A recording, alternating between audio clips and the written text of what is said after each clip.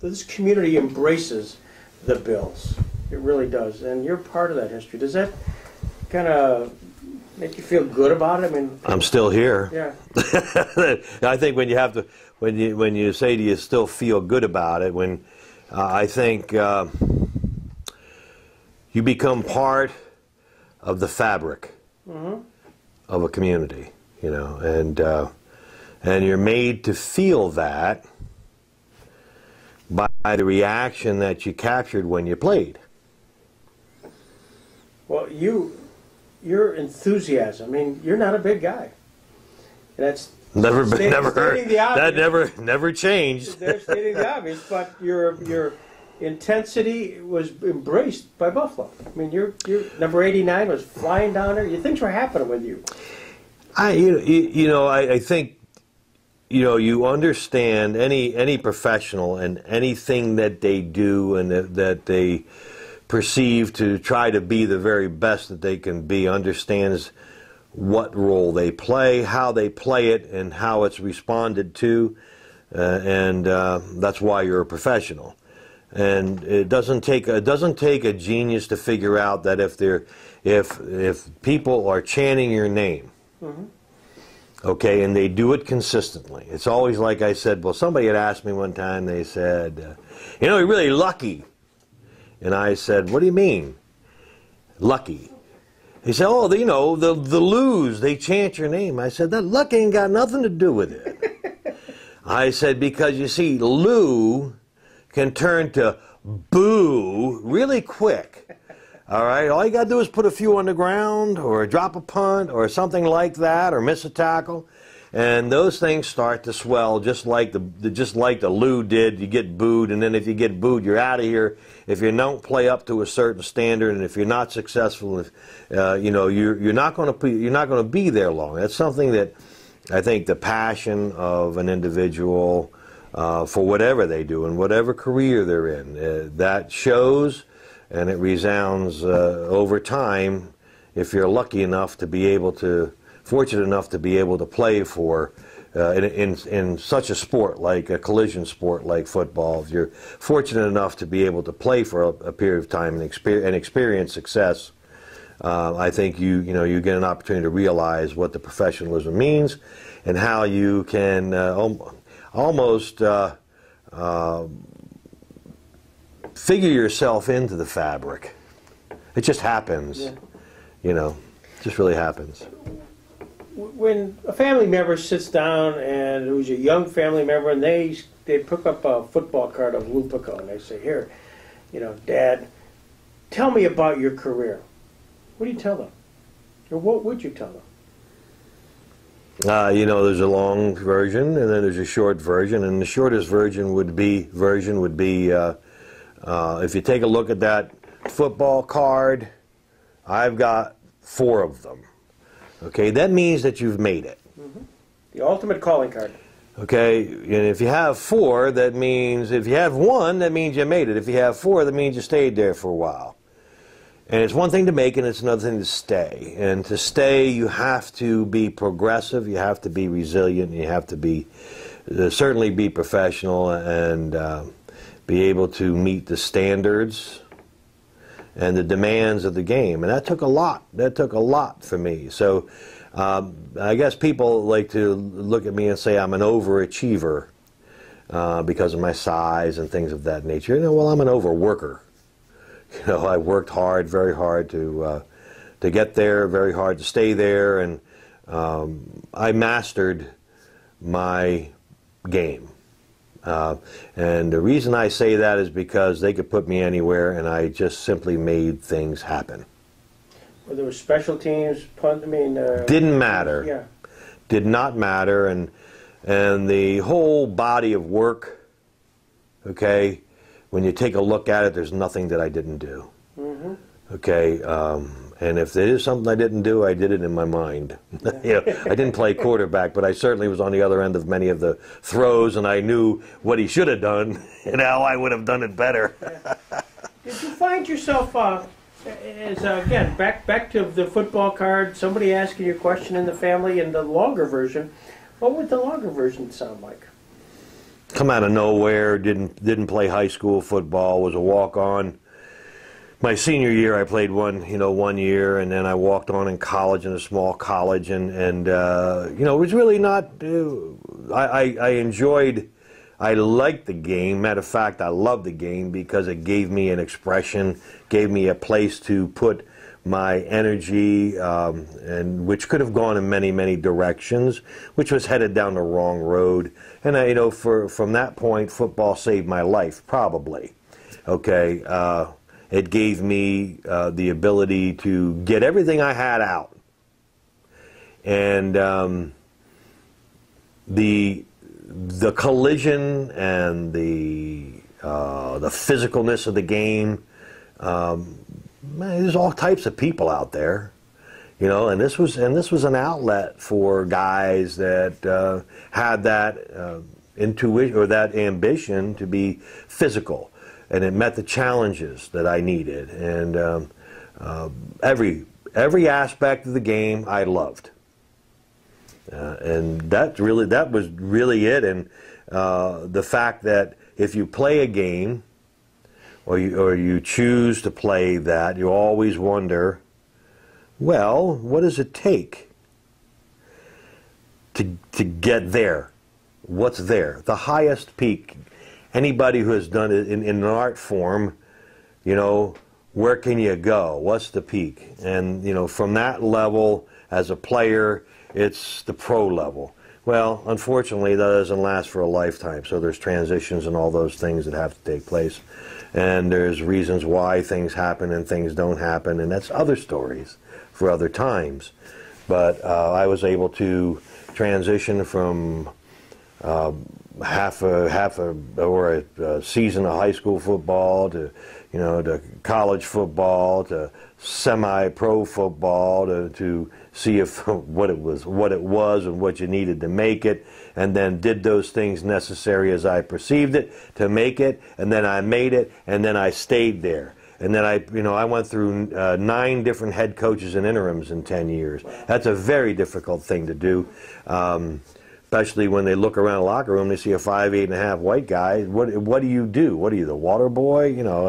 So those type of things, and I think that I think the challenge and the overcoming was also part of my makeup, and it also kept me enthused and kept the passion, and of course it pissed me off all the time, but that's all part of it. I thought maybe they pissed me off because they figured that they motivated me that way. It's the takeaway clothes, But all in all, the bottom line is that for any young kid looking at a football card, looking at me in a football card, that I would say that anything is possible if you really have a passion for it and you pursue it. And that's really the bottom line of my career. You're the everyman's guy. I mean, you're the guy that literally says, I can do it, just give me a chance, and they can't do it. The reality is you did it. I mean, that's what distinguishes Lou Piccone. No, what distinguishes, let me just interrupt you, what distinguishes Lou Piccone is that he not only perceived that he wanted to do it. Here's an easy answer for you. And I did this for Boy Scout troops and Cub Scout troops in South Jersey. The idea that, you just fell into it or you just got lucky. Okay, how did you make it? What's luck? Well, let me ask you. How many miles do you think I ran? And to prepare and in the game and over time, how many miles do you think I ran? And you ask the kids, 100, 500. Try 26,000. How many pounds do you think I lifted to be able to withstand the physical beating and high energy and speed impact in a game? Oh, 1 million. Try 86 million pounds. Does that sound lucky to you? 26,000 miles, 86 million pounds. That don't sound lucky to me. That sounds like a lot of work. If somebody had told me that I had to do that to make the NFL, I probably wouldn't have gone that far. But that just happens to be And I sat, this is not exact numbers, but I sat down and I did daily, and I did what I did, and I did over time, and I broke it down on a daily basis, monthly basis, yearly basis, you know, game basis, practice basis. And then you put it into that sports language, and you find out that ain't nothing lucky about it. Absolutely. And that you really do have to be committed to what you want to do on every. I don't care if you're the most talented guy in the world, you know, or the guy who like a me that has to overcome and all that stuff. It still takes hours and hours and hours of work, and you really have to love it. Well, you were on a time period with the Bills where offense featured the O.J. Simpsons, the Braxtons, the Electric Company. How do you reflect back on that? I mean, I wasn't here then. I came on the cusp. Okay. Excuse me. I came on the cusp when Lou Saban got left the last time, which was 1976. I came in 77 from the Jets. You know. But I did run into those guys, and I did play, you know, with some of those guys, and it was a transition for the Buffalo Bills. And a little funny story there is, I'm playing with the Jets. We won 3 games in 1976. We beat Buffalo twice and Tampa Bay once. And where do I get traded? To Buffalo. They were our highlight film. They only won 2 games. That was my luck. Yeah. Okay, and when you think about it, I'm saying Buffalo. The last time I remember, the biggest thing I remember about Buffalo was 1974, playing in a day where it rained, it sleeted, it snowed. The drainage system had backed up. We're standing in 4 inches of wood on the sideline. It was a 60-mile-an-hour wind, and the temperature dropped from 48 to 28. It was miserable. I had a tough day. I was soaking wet, standing wet to the bone. I remember leaving the stadium and walking out, going to the tunnel, saying, God, don't ever let me be traded here. There wasn't a pass completed the whole game. I was Namath, but didn't complete a pass. I think maybe one was caught. And, so be careful what you wish for, and God's got a funny sense of humor.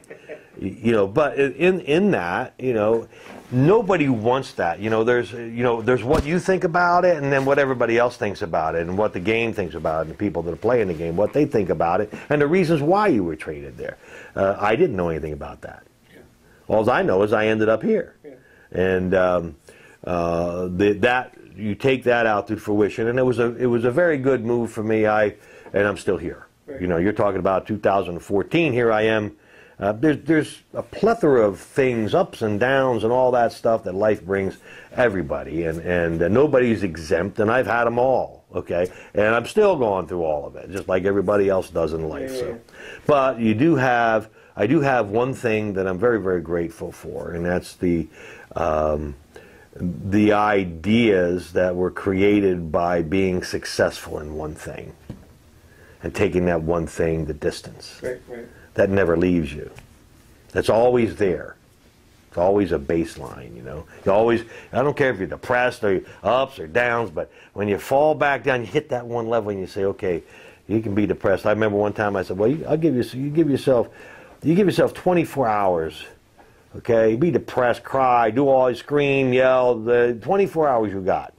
And then you get back up off your ass, okay, and you get back after it. Right. Well, now at 65, maybe I give myself 2 days.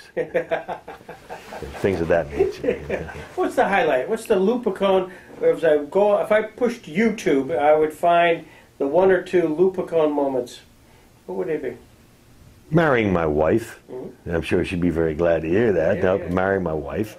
I've only been married, will be 9 years coming up, so I waited a long time, and she's my sweetheart, and having her side of the family, giving me family and things of that nature, and I would say my parents were the highlights of my essence.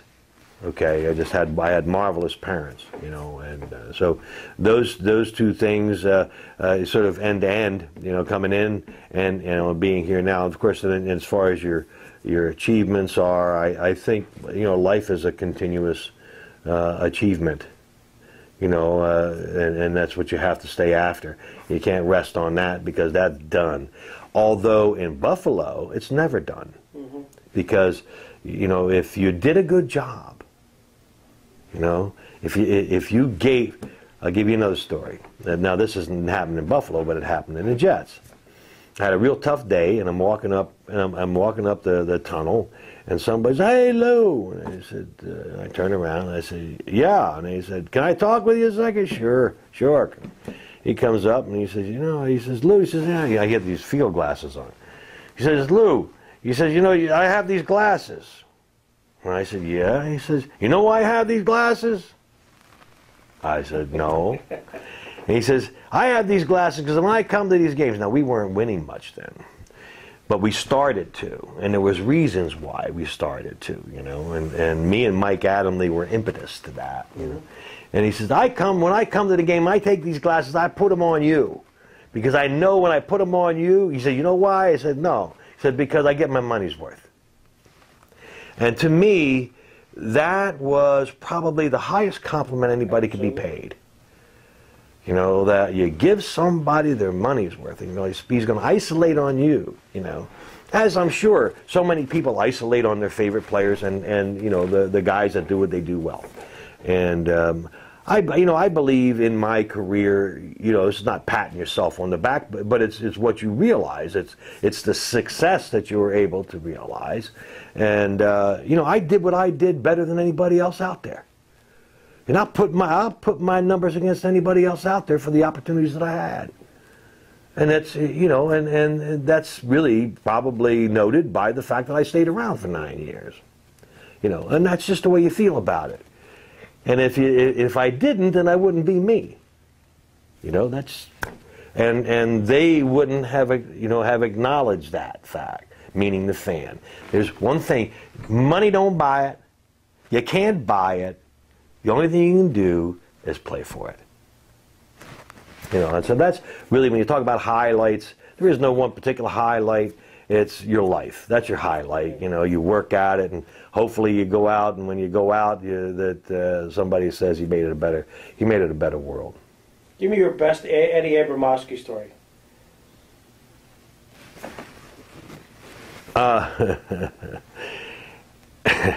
Eddie, well, you know, Eddie's a big dude, right? And it was the game before the playoffs. Before the strikes. We started a strike in '82, and I was having a tough day. I had, just before the halftime, I had ripped my toe off my foot. Okay, tore all the tissue in there, making a cut. And I got back. You know, they took care of it, hit it up, and got back out just in time for the first third down of the second half. Doing a crossing pattern, Fergie sees me, and he throws it, and he hung it up. On the other end of the field was a guy named Spaney, and he was about 245, 50 pounds. Caught me on a dead run, stretched out up in the air like that, hit me in the chest and drove me into the turf with his helmet and blew off 3 rib heads and cracked 2 on the right. And I'm laying there with my mouth open, and you could hear the stand go, "Ooh!" Now I'm almost unconscious, but not quite. Okay? So, you know, Eddie's on the sideline. He sees the lick, and Eddie and Bud Tice, and he sees the lick, and you know, I'm laying there, and my mouth is wide open, and Eddie and Bud finally arrive, and Bud looks at Eddie, and Eddie looks at Bud, and he says, "He's turning blue." He said, "No shit." I said, it's been 3 minutes, 4 minutes, and I haven't taken a breath yet. And then Eddie says to Bud, "Bud, we're going to have to trach him. Get the trach kit." And I said to myself, "No, you ain't traching my ass." I said, "I'm sorry." You know, and then I went, you know, I sucked the air out of the stadium, you know. And but you know, Eddie Abe had been through all of it. I mean, there ain't nothing he ain't seen. There's not a player he didn't know about, and he knew the players from the non-players and all of that. But that was one that I'll never forget, because when he said he was going to trach me, I said, "No, you're not. You ain't doing that." Of course, if I didn't take that breath, he would have had to do it to save my life, you know. But the fact that that the man was on top of it and knew what he had to do, and but Eddie was Eddie is just a marvelous historian, of the game, and he was a trainer that knew his business. He knew his business, knew how to deal with players. Been around a long time. Matter of fact, he was the longest tenured guy, wasn't he? Yeah, that's right. That's right. Yeah, except for Bill Munson, I think may surpass him. That's probably true too.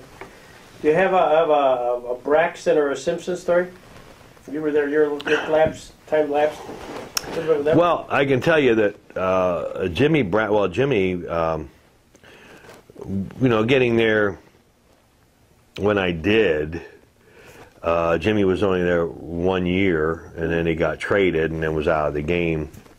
And I became very friendly with his family, okay? As, Bobby, when I came here, I was adopted by 5 guys because they had played against me, okay? And they knew me, just watching film or whatever. I was doing some crazy Italian guy running up and down the field making crazy stuff happen. Bobby Chandler, Tony Green, Jimmy Braxton, John Lightpole, and that's enough. You don't need any more than that. Okay. So with Jimmy, I never really had the opportunity to hang out with Jimmy too much, because he was traded and then out of the game.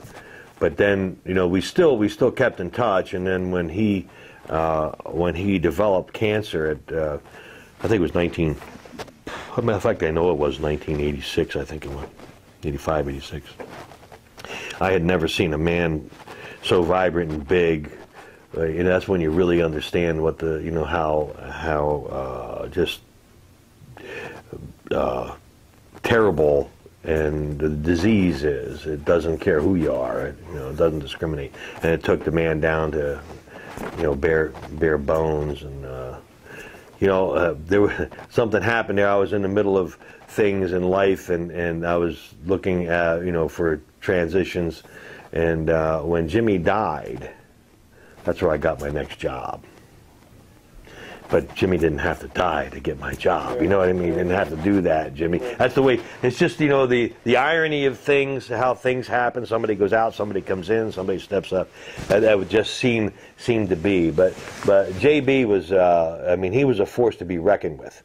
As far as a unique OJ story, when I first got here, I got traded. I had an Achilles problem. Okay.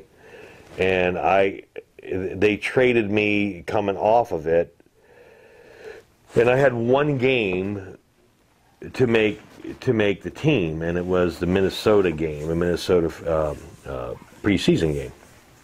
Well, I didn't even get out to play, but the juice was on the sidelines, and they put me out, to return a kickoff, and they kicked it off. Didn't return the ball at all, but as I was coming off the field, you had, remember Rocky Bullwinkle? Okay? The Rocky Bullwinkle crowd. Well,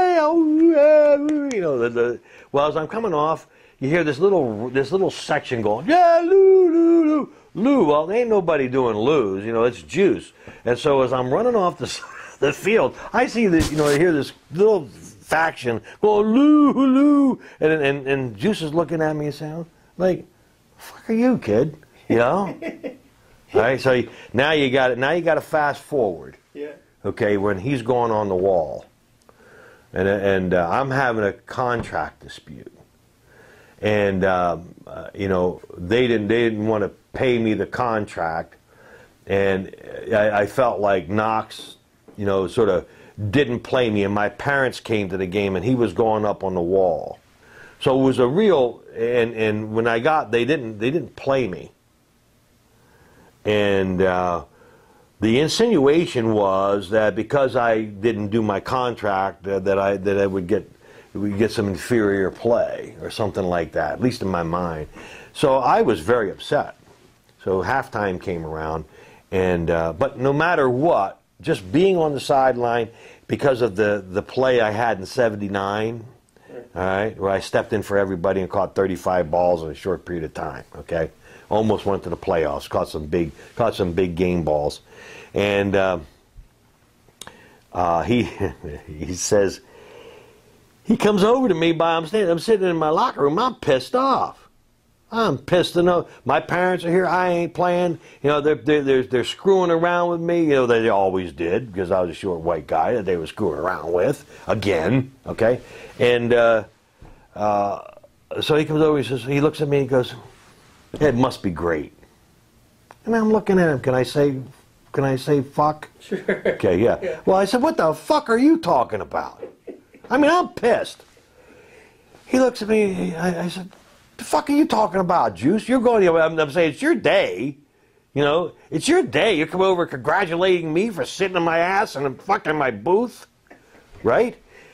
And he looks at me and he goes, "The Lou's, man, the Lou's." See, at that point, I looked at him. He looked at me, and he understood what that meant. Yeah. He understood what that took to get that. Yeah. Right? Only those who get that get it. Right. Okay? And, you know, so that's my Juice story. He didn't have to do that. No. It was his day. He didn't have to come over. He didn't know what was going on. All he knew was that if I farted, these people were yelling Lou. Okay? Yeah. It's a badge of honor. It was a you know, a phenomenon of type. And that, you know, that I say you have to play for, because you can't do it any other way. No. You know, so that's really, I think, you know, the highlight of my career was that didn't start here. That started in New York, and that was consistent. That was consistent for my entire career. No matter where I played, I made things happen, and I was recognized for those things, and being a personal winner. And here's my sort of my coup de grace, I guess you would say, and that is, you know, the old saying that there is no I in team, right? Okay, well, in my experience, the way that I had to perceive it was the only thing in team is I, because if I ain't here, it don't fucking matter. Okay, you know, because of the nature of the game, all right, where you're weeded out. If you don't make it, okay, then you're not there. That's number one. But if you're there, to do that, you got to be the very, very best that I can be within the game's parameters. And if I'm the very best that I can be within what I've got to do, then I'm the very best team player you got, because I'm not going to make mistakes. I'm going to know my assignments. I'm going to do absolutely everything there is to win, and I'm going to do it at 100%. Because there is no such thing as 110%. There's 100%. That's all you can give. You can talk about 120%. That's and that sort of identify as the overachiever. Yeah. You know, so you know, and I think that's really it. I had a passion. I lived up to the billing, you know, and people recognize that. And you know, today they don't forget, as the other guys down there, all the guys that are associated here. Okay, we played here. We were successful here. We understand the Buffalo community. It's a marvelous community, and we try to give back as much as we can. You know, that's what the alumni are about. That's what we do. You know, our guys do a lot of things in the community and have been doing things ever since I've been here. And ever since I've been in the game of football, I've always felt very fortunate that I had the opportunity to play, and the fact that people you know, responded to me and my activities. I always try to give back and give back personally. You know? Well, you're one of my heroes. I was one of those many guys in the stands yelling "Lou, Lou, Lou," and I'm just thrilled to have a chance to sit down and talk with you. Yeah, it's a pleasure. It's just it's fun to revisit. You know, revisit things, and especially when you got, you know, when you're honoring a guy like Van, and we had the opportunity. My wife and I had the opportunity of spending hours in the post game when Van and Gloria had that. They used to have the tailgates over there at one corner, and we used to go there after the game, and they were so gracious as to invite us over, and we always used to have a marvelous time after the game, and to see a fellow athletic supporter like Van, and get the just dues, because he's in the Hall of Fame. He's in the Buffalo Hall of Fame, and now he's going on the Wall of Fame. He's in the Broadcasters Hall of Fame. So I think he's got the trifecta now. Yep. And it's just a pleasure to be here. And just to, our guys are such great people, and I hope that the current players understand the responsibilities that they have to the community and play it out right. That's all. Money corrupts, to a degree, and I just hope they can overcome that, all that stuff. Thank you. This has been terrific, Lou. Great. Well, glad you came down, and it's tremendously meaningful to the players, to Dan Reiniger and all that. There are Lou Piccone and Booker and Paul and all those guys. We're down there telling stories. We're down there. Everybody's telling war stories from their era, because I'm a crossover. They're the '60s, and I'm the '70s, cusp '80s. And it's sort of sometimes you get forgotten. When they talk about the Bills, they talk about the Kelly eras, and then they talk about the '64, '65, and Knox eras wasn't that bad. Yeah. Of course, in that Saban area, that the 1 or 2 years there wasn't that bad. So there are those other caveats in the Bills' history that had, I would say, some pretty glorious results. Well, you alone almost precipitated. You came that close to the playoffs. And I was right there. Yeah. I don't know if you remember the Cincinnati game. I do. And there was a ball that was caught by me on a 3rd down conversion I went from hero to 0 in 30 seconds. Now I say that because 0, that was the last play that ever meant anything in my career.